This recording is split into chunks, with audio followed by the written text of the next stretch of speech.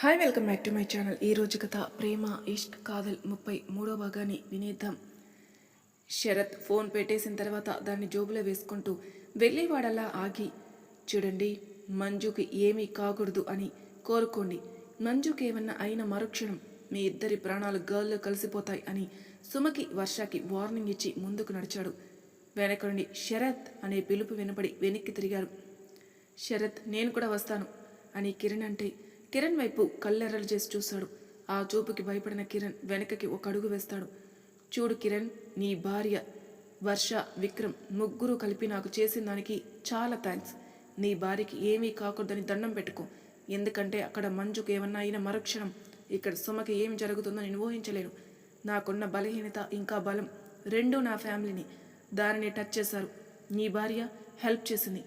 నువ్వు ఇంకా అంతగా హెల్ప్ చేయాలని అనుకుంటే ఈ పని ఎందుకు చేసిందో సుమతో చెప్పించు అని వంశీని తీసుకుని వెళ్ళిపోతాడు. కిరణ్ ఎక్కడ ఉన్నవాడు అక్కడే కూర్చుండిపోతాడు. రాజేష్ కిరణ్ దగ్గరికి వస్తాడు. అసలు ఏం జరిగిందిరా? ఎప్పుడో విడిపోయామని అనుకున్న వాళ్ళం మళ్ళీ కలిసామని ఆనందపడే లోపే మళ్ళీ విడిపోయే పరిస్థితి వచ్చిందిరా. ఆ రోజు కూడా ఈ వర్ష వలని, ఇప్పుడు వర్షతో కలిపి సుమ వలన. వాడు చెప్పింది చేస్తాడురా. ఇప్పుడు మంజు ఎలా ఉందో, అసలు విక్రమ్ ఎందుకు వచ్చాడు ఇప్పుడు అని ఆలోచిస్తూ సుమ వైపు చూసి సుమ దగ్గరికి వెళ్ళి సుమని పట్టుకొని, అసలు నువ్వేం చేసావు? విక్రమ్ నీకెలా తెలుసు చెప్పు. నువ్వు మంజు ఫోటో విక్రమ్కి ఎందుకు పంపావు? సుమ, నువ్వు కామ్గా ఉంటే అవ్వకదు. నాకు సమాధానం కావాలి చెప్పు అని అంటాడు కిరణ్. శరత్ ఇంకా వంశీ కృష్ణ చెప్పిన ప్లేస్కి వెళ్తారు. అది ఒక పాడుబడిన గొడవ. బయట ఒక కారు ఇంకా ఒక వ్యాన్ ఉంటుంది.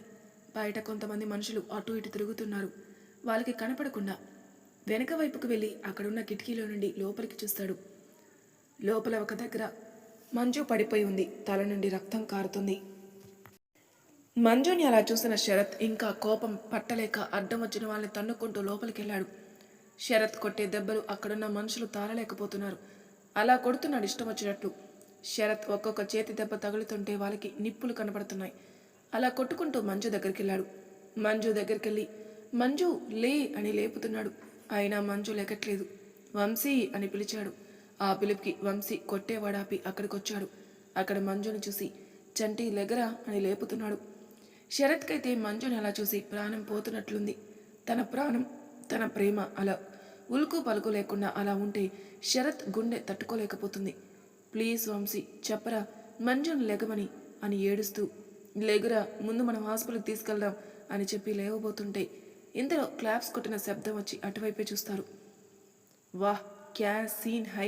నేను ఎప్పుడు కళలో కూడా అనుకోలేదురా. ది గ్రేట్ డైనమిక్ అమ్మాయిల కళల రాకుమారుడైన శరత్ చంద్ర గారు ఏడుస్తారని. కానీ ఈరోజు నేను చూశాను. హహహహ, ఏమిటి అలా చూస్తున్నావు శరత్? నేను ఇలా దెబ్బ కొడతానని అనుకోలేదు కదా. చూసావా నిన్ను మానసికంగా ఎలా దెబ్బతీశాను? ఈరోజు నేను ఏదో అమ్మాయిని ఏడిపిస్తే నా చెల్లెలి సాయంతో నాకు బుద్ధి చెప్పావు. కానీ నువ్వు చేసిందేంటి? నీ వలన కాదు నా చెల్లి చనిపోయింది. కాదు కాదు కాదు, నా వలన కాదు, నీకెన్నిసార్లు చెప్పాలి అని విక్రమ్ మీదకి వెళ్తాడు. శరత్ చేతిలో దెబ్బలు తిన్నగా మిగిలిన వాళ్ళు వచ్చి శరత్ని, వంశీని కదలకుండా పట్టుకుంటారు. అవును, నీ వలనే చనిపోయింది. అది నిన్ను ప్రేమించింది, నువ్వు కాదన్నావు. కానీ నీకు అడ్డంగా ఉందని తనని తప్పించావు. అంతే. విక్రమ్ చెంప చెల్లుమంది. నీకు అసలు సిగ్గుందా? ఒక అన్న చెల్లిని ఎలా చంపుతాడ్రా? నీకు మా ఇద్దరి మధ్య ఉన్న రిలేషన్ తెలుసా? అసలు మీ చెల్లి ఎవరిని ప్రేమించింది అనేది తెలుసా నీకు? తెలీదు. నీకేమీ తెలీదు. ఎవరో ఏదో చెప్తే అదే నిజమని నమ్మి నిజ నిజాలు తెలుసుకోకుండా నా మీద పగ పెంచుకున్నావు. నన్ను ఇలా చాలా విధాలుగా దెబ్బతీయాలని చూసావు. కానీ నీ వలన అవ్వలేదని సుమాని అడ్డం పెట్టుకుని మంజుని కిడ్నాప్ చేశావు, అంతేనా? అవును, నీ మీద పగతోనే నేను తిరుగుతున్నాను. నా చెల్లిని నా కాకుండా చేసిన నీకు నీ చెల్లిని దూరం చేద్దామనుకున్నాను. కానీ నువ్వు ముందుగానే నీ ఫ్యామిలీని సేఫ్గా అక్కడ నుండి పంపేశావు. ఎవరికి నీ చెల్లి ఎలా ఉంటుందో తెలీదు. నువ్వు ఎక్కడున్నావో తెలిసినా నీ ఫ్యామిలీ గురించి తెలుసుకోలేకపోయాను. అందుకే అడుగడుగునా నువ్వు చేసే పనులకి ఎదురొచ్చాను. కానీ ప్రతిసారి చక్కగా తిప్పి నాకే కొట్టేకోడివి. ఇంకా ఇలా కాదని వర్షాన్ని ఇక్కడికి పంపాను నిన్ను దెబ్బతీయడానికి. కానీ ఈ మంజు వలన తను ఏమీ చేయలేకపోయింది. ఈ మంజు ఎవరు అనేది నాకు అర్థం అవ్వలేదు. మళ్ళీ కిరణ్ ఇంకా రాజేష్ నీతో కలిశారని వర్ష చెప్పింది. మిమ్మల్ని ఎలా విడదీయాలా అనుకుంటున్న టైంలో సుమ మీ ఇంటిలో దిగిన ఫొటోస్ వాట్సాప్లో గ్రూప్లో పెట్టింది. అసలే నువ్వంటే క్రేజ్ ఉన్నవాళ్ళు నీ పక్కన ఎవరు అని అడిగారు. తను నీ వైఫ్ మంజు అని చెప్పేసరికి అందరిలో ఆసక్తి పెరిగి మన కాలేజీలో తెలిసిన వాళ్ళందరికీ మీ ఫోటోస్ షేర్ అయ్యాయి. నేను ఒక్క నిమిషం షాక్ అయ్యాను. ఇక్కడ ఇంతమంది నీ వెనక పడిన వర్ష అంత పట్టుబట్టినా కాదు అని మంజుని పెళ్లి చేసుకున్నావంటే నాకు అర్థమైంది. అప్పుడు నువ్వు అన్న ప్రేమించిన అమ్మాయి ఇప్పుడు నీ వైఫ్ ఇద్దరు ఒకరే అని నాకు అర్థమైంది. వర్షాన్ని అడిగితే అవును నీకు పెళ్ళయింది కానీ ఎవరికి మంజు నీ వైఫ్ అనేది తెలవదు, నీకెవరికి తెలియనివ్వకూడదని చెప్పింది. అప్పుడు నాకు అర్థమైంది మంజుకి ఏమన్నా అవుతుందేమని, ఎవరికి నీ ఫ్యామిలీ గురించి తెలియనివ్వలేదో అలాగే మంజు గురించి కూడా తెలియనివ్వలేదని. మంజుని కిడ్నాప్ చేద్దామని ఇక్కడికి వచ్చాను కానీ నువ్వు మంజుకే తెలియకుండా మంజు వెనక పెట్టిన సెక్యూరిటీని చూసి నేను షాక్ అయ్యాను.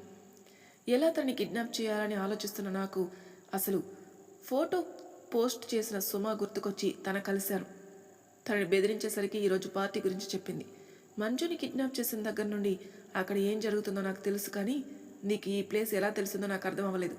ఇంకా నీ భార్యని చూస్తే నిన్ను చూసినట్లే ఉందిరా. విక్రమ్ అన్నది అర్థమవ్వక ఇద్దరు ఒకరి మొహాలు ఒకరు చూసుకున్నారు. వాళ్ళని అలా చూసి బిగ్గరగా నవ్వి, ఏమిటి నేను చెప్పేది అర్థం అవ్వలేదు కదా మీకు? అవును, చంటి ఏం చేసింది అన్నాడు వంశీ. చంటి ఎవరు? ఇక్కడ ఆ పేరుతో ఎవరూ లేరుగా అన్నాడు విక్రమ్. తనే చంటి అంటే అన్నాడు వంశీ. తను మంజు కదా అన్నాడు విక్రమ్. అవును, తను శరత్ భార్య మంజుని. ఇంకా తను నాకు చెల్లి. మేము చంటి అంటాం కానీ ఇంతకీ మా రాక్షసి ఏం చేసింది అన్నాడు. అబ్బా ఏం బాండింగ్ రా మీది, ఒకరి చెల్లిని ఒకరు చేసుకుంటారు. కాలేజీలో ఎన్నిసార్లు ట్రై చేసినా విడిపోని మీరు కేవలం ఒకే ఒక అబద్ధంతో విడిపోయారు కానీ మీరు మళ్ళీ దీనివల్ల కలిశారంటగా. కానీ ఇది అసలు ఆడదేనా? మొగాడిలో అందరినీ తుక్కు రేగొట్టిందంట కదా అంటాడు విక్రమ్. అసలు ఏమైంది చెప్పకుండా ఎందుకురా ఎక్కువ మాట్లాడుతున్నావు అన్నాడు వంశీ. ఏమైందా? కిడ్నాప్ చేసినప్పుడు మా వాళ్ళు సరిగ్గా మత్తిచ్చినట్లేరు. ఇక్కడికి తీసుకురాగానే దానికి మత్తు వదిలి అందరిని ఇష్టం వచ్చినట్లు కొట్టింది. నాకైతే ఒక క్షణం ఇదిగో ఈ షరత్ని చూసినట్లయింది. నన్ను కూడా కొట్టింది. అబ్బా ఏం దెబ్బ తగిలింది అనుకున్నారు? నా పని అయిపోయింది అనుకున్నాను కానీ మా వాడిలో ఒకడు ధైర్యం చేసి కర్రతో తల మీద కొట్టాడు. దెబ్బ తగిలి ఇదిగో ఇలా రక్తపోటు పడింది. ఇంకా ఒక గంట ఇలానే ఉంటే నా పగ తీరుతుంది, అది చూస్తుంది అన్నాడు శరత్. విక్రమ్ చివరన్న మాటలకి కోపంతో, ఒరే విక్రమ్ ఏం మాట్లాడుతున్నావురా? నీకు ఎవరు చెప్పారా రమ నన్ను ప్రేమించిందని? తను నీ వలనే ఒక రకంగా చెప్పాలంటే నీ చేతులతోనే చంపుకున్నావు. రమ ప్రేమించింది నన్ను కాదురా, నీ ఫ్రెండ్ మాధవ్ని. మాధవ్కి డబ్బు లేదని ఇంట్లో మీరు ఒప్పుకోరని మాతో చెప్పి బాధపడితే నేను ఓదార్చానురా. మీ పెళ్ళి నేను చేస్తానని మాటిచ్చానురా. కానీ నేను మాటిచ్చిన 24 గంటలు తిరగకుండానే రమ చనిపోయింది. నీ వల్లనే చనిపోయింది. తనని కాపాడబోయి మా నాన్న కూడా చనిపోయాడురా. మరి నేనేం చేయాలి? నీకు అప్పటి నుండి ఎంత చెప్పడానికి ట్రై చేసినా నువ్వు వినలేదు. ఆ వర్ష చెప్పిన మాటలు విని నా మీద పగ పెంచుకున్నావు. సొంత వాళ్ళు చనిపోతే ఆ బాధ ఎలా ఉంటుందో నాకు తెలుసు కాబట్టి నువ్వు నా మీద పగ పెంచుకున్నా నేను నీతో గొడవ పడలేదు. నా ఫ్యామిలీని కాపాడుకుంటూ వచ్చాను. నువ్వు నన్ను డైరెక్ట్గా ఎదుర్కోలేక నన్ను దెబ్బతీయాలని ఫోన్లు చేసి నన్ను బెదిరించేది నువ్వే అని నాకు ఇప్పుడు అర్థమైంది. ఇంత బెదిరించేవాడివి సుమ వర్ష వాళ్ళు చెప్పే వరకు నాకు పెళ్ళైన సంగతి నీకు తెలియలేదంటే నేను ఎంత జాగ్రత్తగా ఉన్నానో నీకు అర్థం అవ్వటం లేదా? నీకు అసలు ఎవరు చెప్పారా నేను చంపానని? ఆ వర్షయ్యనా?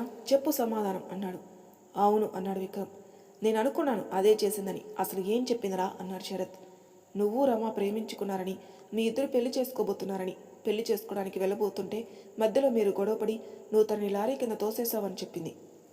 మరి నేను రమాని చంపానని తెలిసి నన్ను ఎందుకు అరెస్ట్ చేయలేదురా అన్నాడు శరత్. రమ చనిపోయిన తర్వాత నాకు వర్ష చెప్పినప్పుడు నీకోసం చూస్తే నువ్వు అసలు కనపడలేదు.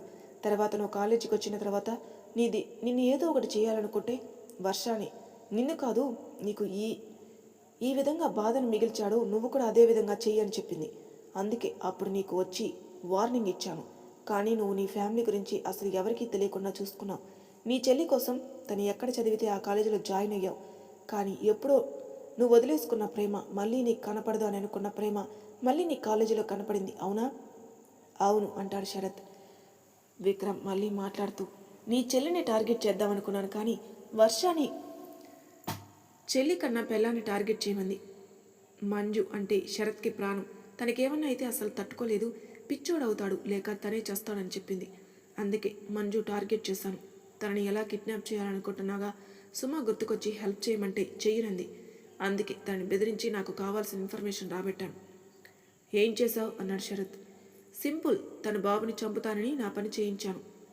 అందుకు పని మనిషి రూపంలో ఇంట్లో పెట్టాను. పని మనిషి అయితే కిరణ్ కూడా అనుమానం రాదు కదా అంటే శరత్కి కోపం కట్టలు తెంచుకుంది.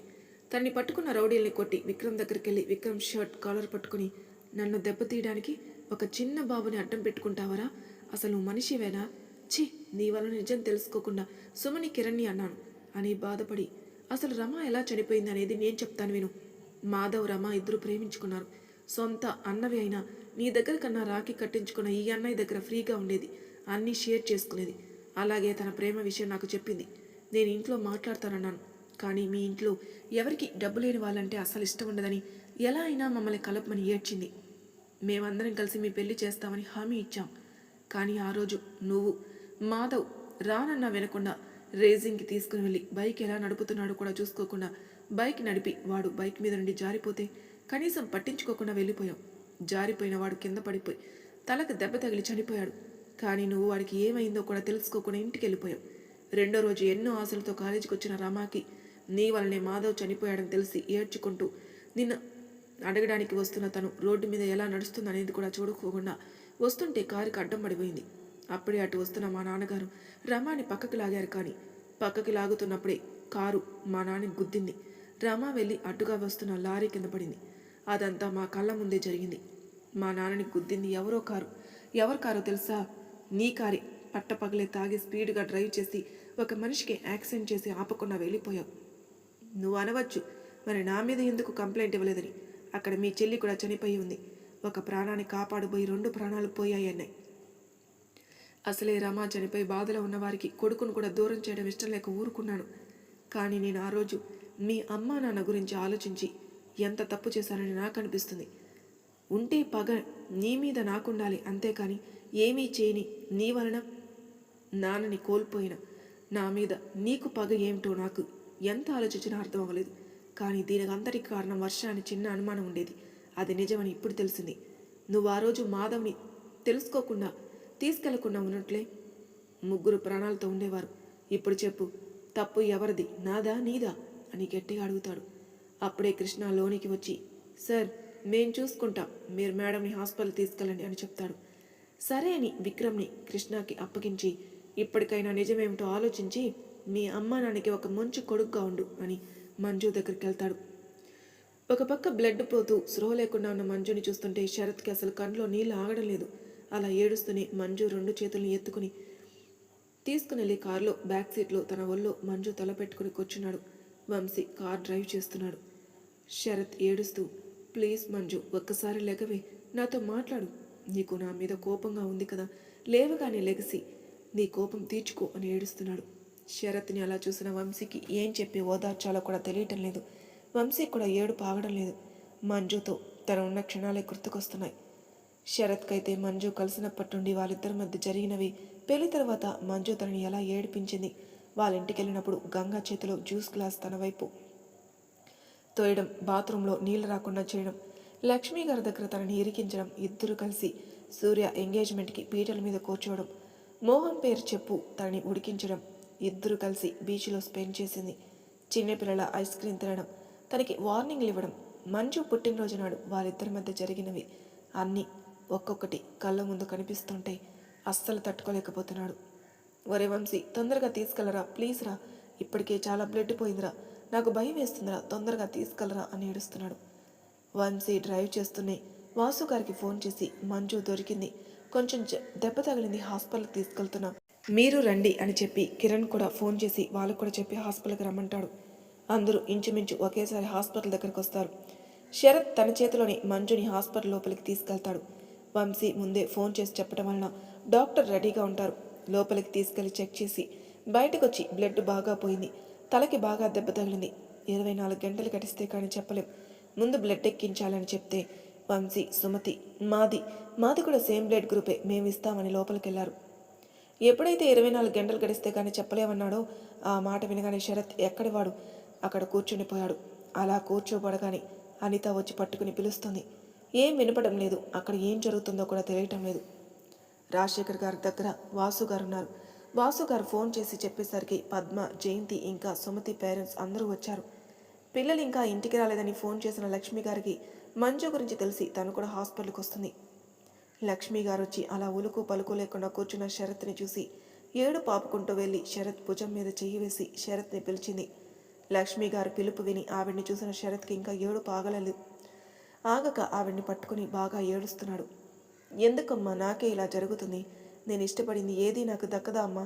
లలిత అమ్మ అలాగే నన్ను వదిలేసి వెళ్ళిపోయింది. తర్వాత నాన్న, ఇప్పుడు మంజు ఇలా ఉంది. నాకు మంజు కావాలమ్మా. అది లేకుండా నేను బ్రతకలేనమ్మా. ఆ రోజు హైదరాబాద్లో ఫస్ట్ టైం చూసినప్పుడే మనసు పూర్తిగా ఇష్టపడ్డానమ్మా. కానీ ఎవరో ఏమిటో తెలుసుకోలేకపోయాను. ఎక్కడ వెతికినా కనపడలేదు. నేను ఒకటే అనుకున్నానమ్మా, నాది నిజమైన ప్రేమ అయితే తను మళ్ళీ కనిపిస్తుందని. అలాగే 4 సంవత్సరాల తర్వాత కాలేజీలో కనపడిందమ్మా. అది కూడా ఎవరినో కొడుతూ. ఈరోజు నా ఆనందానికి అవతలు లేవమ్మా. ఫస్ట్ టైం వంశీకి మంజు ఫోటో చూపిస్తే అప్పుడే తెలిసేది ఉండేదమ్మా నాకు మంజు గురించి. కానీ నేనెవరికీ చెప్పలేదమ్మా. మంజుకి ఏం అవ్వలేదు కదా, చెప్పమ్మా, తను బాగానే ఉంటుంది కదమ్మా అని చిన్నపిల్ల అలా ఏడుస్తున్నాడు. అలా ఏడుస్తున్న శరత్ని చూస్తూ ఉంటే మంజుని ఎంతలాగా ప్రేమిస్తున్నాడనేది అర్థమవుతుంది. ఎప్పుడు గాంభీర్యంగా ఉండే శరత్ ఇప్పుడు ఇలా ఉండడం చూసి అందరూ ఆశ్చర్యపోతున్నారు. శరత్ ఏడుస్తుంటే ఏమని చెప్పి ఓదార్చాలో తెలియక శరత్ తలనిమురుతూ ఉండిపోయింది. తనకి తెలిసి తన అన్నయ్యని ఎప్పుడూ అలా చూడలేదు. వాళ్ళ నాన్న చనిపోయినప్పుడు కూడా అన్నీ తానై తన బాధని దిగమింగుకుని వాళ్ళ కోసం నిలబడిన మనిషి ఇప్పుడు ఇలా ఉండేసరికి చూసి తట్టుకోలేకపోతుంది. అలా శరత్ని చూసి తట్టుకోలేక పక్కకెళ్ళి బాధపడుతున్న అనిత దగ్గరికి వంశీ వచ్చి భుజం మీద చెయ్యి వేశాడు. భుజం మీద చెయ్యి పడేసరికి వెనక్కి తిరిగిన అనితకి వంశీ కనపడేసరికి ఇంకా ఏడుపు ఆపుకోలేక వంశీని పట్టుకుని ఏడుస్తుంది. వంశీ అనిత తలని తన గుండెలకి హత్తుకొని తల మీద చెయ్యి వేసి నిమురుతూ తనకి వచ్చే ఏడుపుని ఆపుకుంటూ అనితని ఊరుకోబెడుతున్నాడు. వంశీ గారు, వదినికి ఏం కాదు కదా, తను బాగానే ఉంటుంది కదా. నేను వదినతో ఉండి కొన్ని నెలలైనా మేమిద్దరం బాగా కలిసిపోయాం. వదినికి ఏమైనా అయితే అన్నయ్య తట్టుకోలేడు. నేను ఎప్పుడూ అన్నయ్యని అలా చూడలేదు. నాకు భయం వేస్తుందని ఏడుస్తుంది అనిత. వంశీకి కూడా ఏం చెప్పాలో తెలియటం లేదు. మంజు అంటే ఇంట్లో అందరికీ ప్రాణమే. తన్ని తాను ఎలా సవాలించుకోవాలో, అందరినీ ఎలా ఊరుకోబెట్టుకోవాలో అర్థం కావడలేదు. అప్పుడే రూమ్ నుండి బయటకు వస్తున్న సుమతిని పిలిచి అనితను అప్పగించి జయంతి వాళ్ళ దగ్గరికి వెళ్ళాడు. అక్కడ జయంతి గారిని ఆపడం ఎవరి వల్ల అవడం లేదు. రాజశేఖర్ గారు ఒక చేతితో జయంతి గారిని పట్టుకుని ఎటువంటి భావం లేకుండా ఉండిపోయాడు. అప్పుడే కిరణ్ వాళ్ళ హాస్పిటల్కి వచ్చారు. కిరణ్ వాళ్ళతో వర్ష కూడా వచ్చింది. తనకైతే అసలు ఆనందం ఆగడం లేదు. పైకి నార్మల్గా ఉన్న లోపల మాత్రం డ్యాన్స్ లేస్తుంది. కిరణ్ వాళ్ళని చూసిన శరత్ లక్ష్మి గారిని వదిలి వాళ్ళ దగ్గరికి వెళ్ళి సుమా చేతులను పట్టుకుని, సారీ సుమా, మా వల్ల నువ్వు కూడా ఇబ్బంది పడ్డా. బాబు బాగానే ఉన్నాడు కదా అని అడిగాడు. అంటే సుమ శరత్ని పట్టుకుని, సారీ అన్నయ్య, నేను కావాలని చేయలేదు. విక్రమ్ వచ్చి బాబును చంపుతానని బెదిరిస్తే హెల్ప్ చేశాను. మంజుని తీసుకుని వెళ్ళిన తర్వాత నాకు ఫోన్ చేశాడు. ఫోన్ ఆన్లోనే ఉంచమన్నాడు. అందుకే నువ్వు ఎంత అడిగినా చెప్పలేకపోయాను. నన్ను క్షమించన్నయ్య అని ఏడుస్తుంది. అప్పుడే వర్ష ఏమీ తెలియనట్లు ఊరుకో సుమా అంటూ వచ్చింది అక్కడికి. అంతే, శరత్ కోపం పీక్స్కెళ్ళి సుమాని కిరణ్ని పట్టుకోమని లాగిపెట్టి ఒక్కటి వర్ష చెంప మీద కొట్టాడు. ఎంతలా అంటే శరత్ కొట్టినప్పుడు వచ్చిన సౌండ్కి డాక్టర్స్ కూడా బయటకు వచ్చారు. అంతలా కొట్టిన తర్వాత వర్ష అయితే 2 చుట్లు తిరిగి కింద పడింది. అలా పడిన వర్షాని మళ్ళీ పైకి లేపాడు. వర్ష దగ్గరికి రవి రాబోతుంటే ఒక్క చూపు చూశాడు. అంతే, ఎక్కడ వాడు అక్కడ ఆగిపోయాడు రవి. శరత్ వర్షాన్ని చూస్తూ, ఏమిటే మళ్ళీ నాటకాలు ఆడుతున్నావా? మంజు నిన్ను నమ్మిందేమో. నాకు నీ మీద అనుమానంగానే ఉంది. మళ్ళీ నేనే ఎక్కువ అనుమానిస్తున్నానేమో అనుకుని నీ మీద ఫోకస్ తగ్గించాను. అది ఎంత తప్పో ఇప్పుడు అర్థమైంది. ఏం చెప్పావు నువ్వు విక్రమ్కి? నేను రమాని లారీ కింద తోసి చంపాననే? నేను రమా ప్రేమించుకుంటున్నామనే? మేమిద్దరం పెళ్లి చేసుకోబోయామనే? నాతో పాటు కిరణ్ వాళ్ళు కూడా ఉన్నారు. నా కళ్ళ ముందే రమాని కాపాడుకోబోయి నా తండ్రి చనిపోతే అది ఆ విక్రమ్ కారు కింద పడి నువ్వు ఏం చెప్పావు? ఎందుకే ఇంతమంది జీవితాలతో ఆడుకుంటున్నావు? మాట్లాడు. అవును, నేనే చెప్పాను. ఎందుకంటే నీకోసం ఎంతమంది అమ్మాయిలను ఇష్టపడినా అందరినీ కంటి చూపుతో నీ దరిదాపులోకి రానివ్వలేదు. అందుకే మీ ఫ్రెండ్గా మీ బ్యాచ్లో చేరాను. నీకు దగ్గరగా ఉండి నేను నా వైపు తిప్పుకోవడానికి. కానీ నువ్వు ఏనాడు నన్ను కూడా రమాని చూసినట్లే చూసావు తప్ప నేను అనుకున్న విధంగా చూడలేదు. నాకు రమ చనిపోయిన తర్వాతే తెలిసింది రమ నీకు రాఖీ కట్టి అన్నయ్యని చేసుకుందని. ఆ రోజు మీరు రమాతో పెళ్లి గురించి మాట్లాడుతుంటే మీ ఇద్దరు పెళ్ళి అనుకుని నాకు రమ మీద చాలా కోపం వచ్చింది. తను ఏదో ఒకటి చేయాలనుకున్నాను. కానీ 2వ రోజే రమ చనిపోయింది. రమ మీద ఉన్న కోపంతో నీ మీద చెప్పాను. కానీ నువ్వు కూడా కొన్ని రోజులు కాలేజీకి రాకపోతే కిరణ్ అడిగితే జరిగింది చెప్పాడు. తర్వాత నీకు ప్రపోజ్ చేస్తే నువ్వు ఎవరినో ప్రేమించావని కిరణ్ వాళ్ళని అడిగితే అంతా అబద్ధమని చెప్పారు. దాన్ని పట్టుకొని నేను చేసిన గొడవ వల్ల నువ్వు వీళ్ళని వదిలేసావు. తర్వాత నువ్వు ఎక్కడున్నావు కూడా తెలియలేదు. విక్రమ్ వల్ల నువ్వు ఇక్కడికి ఉన్నావని తెలిసి ఇక్కడికి వచ్చి నేను ఎలా అయినా నా సొంతం చేసుకోవాలనుకుంటే ఆ మంజు వల్ల కుదరలేదు. నా వేలుతో నా కన్నే పొడుచుకునేలా అలాగే చేసింది. అప్పుడే నా మొగుడు జోలికి వచ్చిన వాళ్ళని ఎవరిని వదిలిపెట్టనని నాకు వార్నింగ్ ఇచ్చింది. తర్వాత సూర్య ఎంగేజ్మెంట్ని నీ బర్త్డే గిఫ్ట్గా నీ ఫ్రెండ్స్ని కలిపింది. అప్పుడు మీ ఇద్దరిని అలా పీటల మీద చూసి తట్టుకోలేకపోయాను. నువ్వు కూడా మంజుని అపురూపంగా చూసుకోవడం, తను ఏదంటే దానికి మీ ఇంట్లో వాళ్ళందరూ సరే అని చేయటం అవి నాకేవీ నచ్చలేదు. ముఖ్యంగా నీ కళ్ళలో మంజుపై ఉన్న ప్రేమ, ఆరాధన చూసి నాకు మీ ఇద్దరిని ఏదో ఒకటి చేయాలనిపించింది. ఏం చేయాలని అనుకుంటున్న కొన్ని రోజుల్లో ఈ సుమ వల్ల నా పని సులువైంది. నిన్ను కలిసిన ఆనందంలో సుమ మీ ఇంట్లో దిగిన పిక్స్ కాలేజీ గ్రూప్లో పెట్టింది. కాలేజీ తర్వాత నువ్వు ఎక్కడ ఉన్నావో తెలిసిన వాళ్ళకి ఆ పిక్స్ ద్వారా తెలిసింది. మన క్లాస్మేట్స్ కూడా ఆ ఫోటో చూసి నాకు ఫోన్ చేసి మీ ఇద్దరిని మేడ్ ఫర్ ఈచర్ అని చెప్తుంటే తట్టుకోలేకపోయాను. అప్పుడే మహేష్ ఫోన్ చేసి మీ ఇద్దరు కలిసి బయట టైం స్పెండ్ చేసిన ఫొటోస్ పంపితే కాలేజీలో ప్లే చేసి మీ పరువు తీయమన్నాను. కానీ కాలేజీ చైర్మన్ రాజశేఖర్ గారు అమ్మాయి మంజు అని నాకు తెలియదు. అప్పుడే ఆ ఫోటో విక్రమ్ వరకు వెళ్ళింది. నాతో మాట్లాడితే సుమతో పని చేయించు అంటే సుమ దగ్గరికి వెళితే ఇది ఒప్పుకోలేదు. అందుకే దాని కొడుకుని అడ్డం పెట్టుకున్నాడు. ఇప్పుడు ఇలా హాస్పిటల్లో ఉంది మంజు అని గట్టిగా చెప్తే నవ్వుతుంది. వర్ష చెప్పేది వింటుంటే అందరికీ మైండ్లు బ్లాక్ అయ్యాయి. అలా నవ్వుతున్న వర్షాన్ని మళ్ళీ ఈడ్చిపెట్టి కొట్టాడు. అంతే, శరత్ దెబ్బకి పెదం చిట్లి బ్లడ్ బయటకు వచ్చింది. చూడు వర్ష, నువ్వు బ్రతికి ఉండాలని కోరుకో. మంజుకి ఏమన్నా అయిందో నేనేం చేస్తానో నాకు తెలియదు అని చెప్పి ఐసీయూ దగ్గరికి వెళ్ళి మిర్రర్లో నుండి మంజుని చూస్తూ నిలబడ్డాడు. కళ్ళలో నుండి నీళ్లు కారుతున్నాయి. వాటిని తుడుచుకోవాలనే ధ్యాస కూడా లేకుండా అలా మంజుని చూస్తూ ఉండిపోయాడు. మరి తర్వాయి భాగంలో ఏం జరగబోతుందో నెక్స్ట్ ఎపిసోడ్లో తెలుసుకుందాం. అంతవరకు నా ఛానల్ సబ్స్క్రైబ్ చేయని వాళ్ళు ప్లీజ్ సబ్స్క్రైబ్ చేసుకోండి. లైక్ చేసి షేర్ చేయండి. మీ అభిప్రాయాలు నాకు కామెంట్ రూపంలో తెలియజేయండి. Thank you for listening.